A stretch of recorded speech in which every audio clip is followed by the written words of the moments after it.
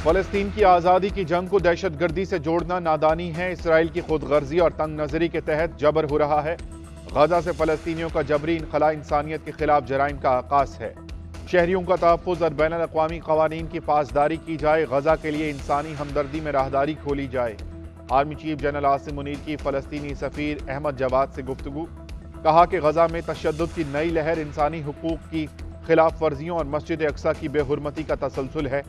आलमी बरादरी इसराइली फौज को जारी मज़ालिम की हौसला अफजाई से बाज रखने के लिए मुतहरिक हो। आर्मी चीफ का इसराइली फौज की जानिब से मासूम शहरियों के बेदरेक कत्ल पर तशवीश का इजहार।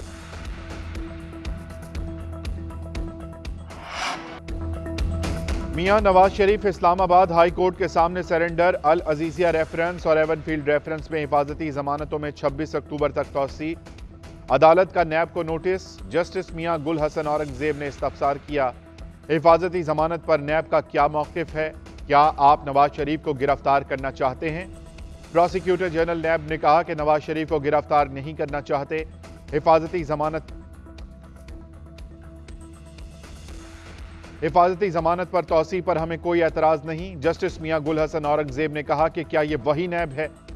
चीफ जस्टिस आमिर फारूक ने रिमार्क्स दिए कि अपीलों की बहाली रूटीन का मामला नहीं, आपने मुतमईन करना है कि अदालत से क्यों गैर हाजिर रहे।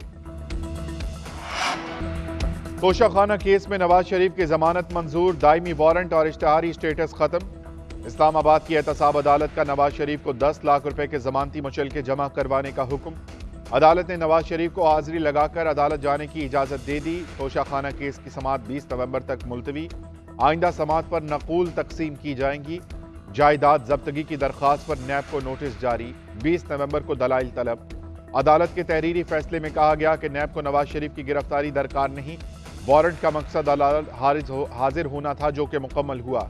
वकील सफाई के मुताबिक नवाज शरीफ बीमार हैं, हर समाअत पर अदालत पेश नहीं हो सकते। राना मोहम्मद इरफान को नवाज शरीफ की जानिब से जमानती मुकर्रर किया गया। मियां साहब ने मुफाहमत की बात की है। क्या पीटीआई से भी बात होगी? क्या लेवल प्लेइंग फील्ड सबके लिए है? सहाफ़ी का शहबाज शरीफ से सवाल। साबिक वज़ीर आज़म ने कहा कि नवाज शरीफ ने जो कहा उस पर वजाहत की ज़रूरत नहीं रहती। ज़मीन की तरफ इशारा करके बोले कि ये लेवल प्लेइंग फील्ड ही तो है। हम कानून के एहतराम में अदालतों के चक्कर लगा रहे हैं।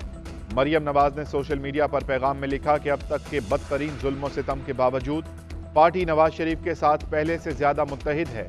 ये एक ऐसी फतह है जिसके बारे में कभी नहीं सुना।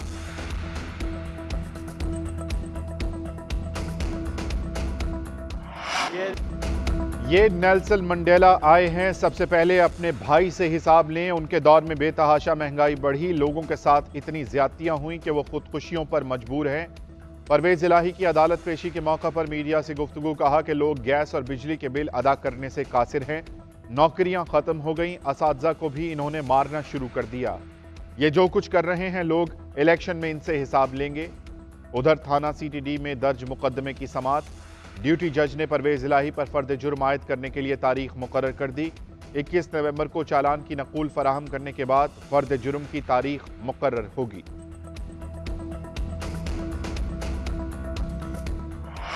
साइफर केस में चेयरमैन पीटीआई की जेल ट्रायल रोकने की इस्तदा मुस्तरद। जस्टिस मियां गुल हसन ने रिमार्क्स दिए कि हो सकता है कि एतराज़ात खत्म होने पर जब फाइल मार्किंग के लिए चीफ जस्टिस के पास जाए तो नया बेंच तश्कील दे दिया जाए।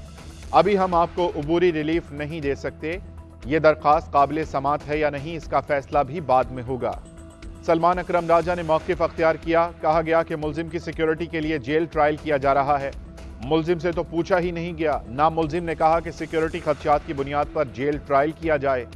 अदालत ने रिमार्क्स दिए कि किसी शख्स के लिए रूल की खिलाफ वर्जी नहीं कर सकते। दरख्वास्त पर रजिस्ट्रार ऑफिस के एतराज़ात खत्म कर दिए गए।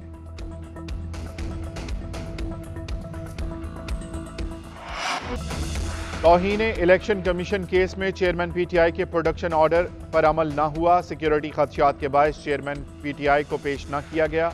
वजारत दाखिला ने इलेक्शन कमीशन में रिपोर्ट जमा करवा दी। इलेक्शन कमीशन को अडयाला जेल में समाअत करने की तजवीज़। इलेक्शन कमीशन अरकान ने रिमार्क्स दिए कि वजारत दाखिला अगर एक शख्स को सिक्योरिटी नहीं दे सकती तो इलेक्शन कैसे करवाएंगे? वजारत दाखिला कैसे हमें हुक्म दे सकती है? इलेक्शन कमीशन ने सेक्रेटरी दाखिला को तलब कर लिया। समाअत 13 नवंबर तक मुलतवी। असद उमर और फवाद चौधरी से मुतालिक समाअत भी 13 नवंबर को की जाएगी।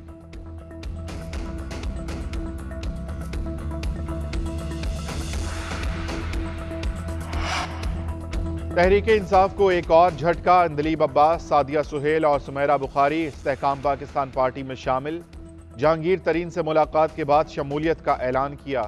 मुलाकात के दौरान ओन चौधरी की भी शिरकत। अंदलीब अब्बास का कहना है कि पार्टी कौज से बड़ी नहीं होती, हमने आगे देखना है कि मकसद क्या है। हम मजबूत और मुस्तहकम पाकिस्तान बनाएंगे, माजी को भूलकर आगे बढ़ना होगा। सादिया सुहेल राना का कहना था कि हमारी पहली तरजीह मुल्क का मफाद है।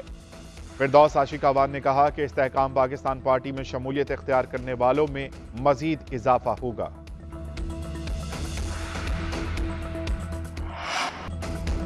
किस शख्स ने सुप्रीम कोर्ट के 14 मई के इलेक्शन करवाने के हुक्म की खिलाफ वर्जी की? फैसला देने वाले बेंच का ऑर्डर ऑफ द कोर्ट कहां है? ऑर्डर वो होता है जिस पर सब जजेस के दस्तखत हों।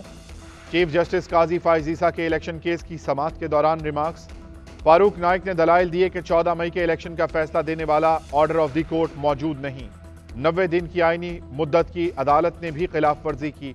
अदालत ने 14 मई का ऑर्डर दिया, वो 90 दिन से बाहर था। चीफ जस्टिस ने कहा, यही तो समझ नहीं आ रहा कि इंतखाबात करवाने का ऑर्डर क्या था। यह वही केस है जहां अदालत बहुत से जजेस ने अपना ऑर्डर लिखा। 21वीं आईनी तरमीम के केस फैसले में इख्तलाफ था, दस्तखत सब जजेस ने किए। सुप्रीम कोर्ट सियासी मुफाहमती इदारा नहीं है। चीफ जस्टिस ने निगरान हुकूमत पर भी सवालात उठा दिए। रिमार्क्स दिए कि साफ शफाफ इंतखाबात इलेक्शन कमीशन को करवाने हैं तो निगरान हुकूमत क्यों बनाई जाती है? मुल्क भर में इलेक्शन एक रोज करवाने से मुतालिक दरख्वास्त वापस लेने की बुनियाद पर खारिज।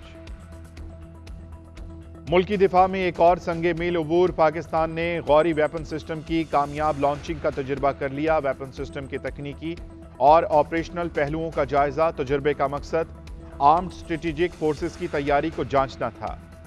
Commander army strategic force command, senior अफसरान, साइंसदानों और इंजीनियर्स ने तजुर्बे का लॉन्च का मुशाहिदा किया। कमांडर ASFC ने फोर्सेस की तरबियत और ऑपरेशनल तैयारियों के मयार को सराहा। सदर, वजीर आजम, chairman joint chiefs of staff committee और सर्विसेज चीफ्स की कामयाब तजर्बे पर मुबारकबाद। उधर पाकिस्तान और मलेशिया की मुश्तरका फौजी मशकें इख्तिताम पजीर। ISPR का कहना है कि मशकें 9 अक्टूबर से 22 अक्टूबर तक मलेशिया में जारी रहेंगी।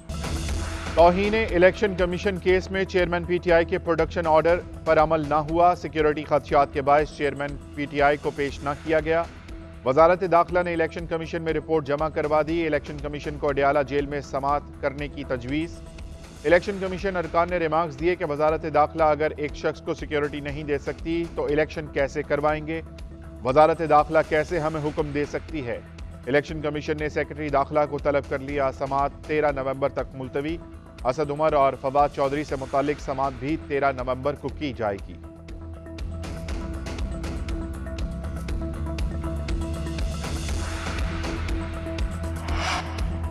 तहरीक इंसाफ को एक और झटका। अंदलीब अब्बास, सादिया सुहेल और सुमेरा बुखारी इस्तेहकाम पाकिस्तान पार्टी में शामिल।